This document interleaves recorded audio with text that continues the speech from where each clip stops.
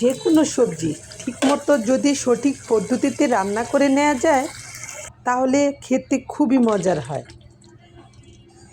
মূলা অনেকের কাছে অপছন্দের একটা সবজি, আমার কাছে পছন্দ হয় যদি এভাবে রান্না করে নেওয়া যায়। হ্যালো, আসসালামু আলাইকুম এভরিওয়ান, স্বাগত আমার এই কিচেনে। আজকে মূলাটা আমি ভিন্ন পদ্ধতিতে নদীর রুই মাছ দিয়ে রেঁধে দেখাবো। প্রথমে মাছগুলিকে লবণ হলুদ মাখিয়ে নিচ্ছি। আজকে মাছগুলি আমি একটু ভেজে রান্না করব। অন্যদিকে মূলাটা আমি ফালি ফালি করে টুকরো করে রেখেছি, আর সাথে একটা আলুও দিয়ে দিয়েছি মূলার সাথে। প্যান বসিয়ে মাছ ভাজাও বসিয়ে দিলাম।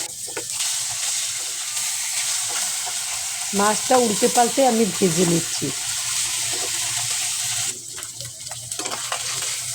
আমার মাছ ভাজা হয়ে গেছে। এখন মূলাগুলিকে প্যানে দিয়ে অল্প একটু লবণ হলুদ দিয়ে হালকা করে ভেজে নেব।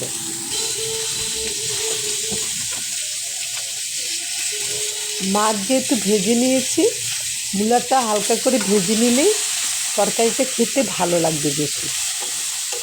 অনেকে আবার তরকারিটা একটু কষিয়ে রান্না করে ফেলেন না ভেজে। আমার মাছ ভাজার সাথে তরকারিটা ভেজে দিলে বেশি খেতে ভালো লাগে।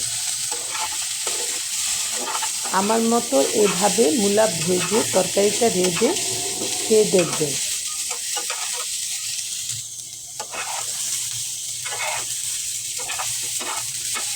মূলা ভাজা হয়ে গেছে। এখন একটা প্যানে পেঁয়াজ কুচিগুলি দিয়ে দিলাম।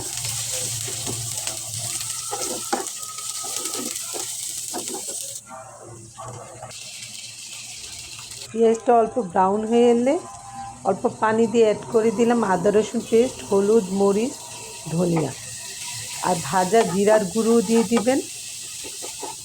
নেড়ে চেড়ে মশলাটা ভালোভাবে কষিয়ে নিতে হবে। কষানো মশলার উপর ভেজে রাখা মূলাগুলি আমি দিয়ে দিলাম। তারপর নেড়ে চেড়ে মশলার সাথে মূলাগুলি মিশিয়ে নিচ্ছি।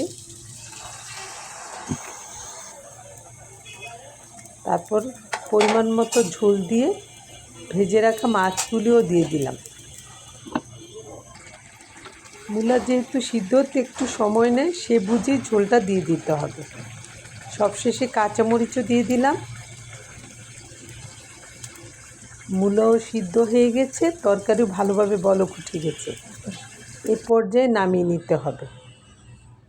ভালো থাকবেন সবাই। আল্লাহ হাফেজ।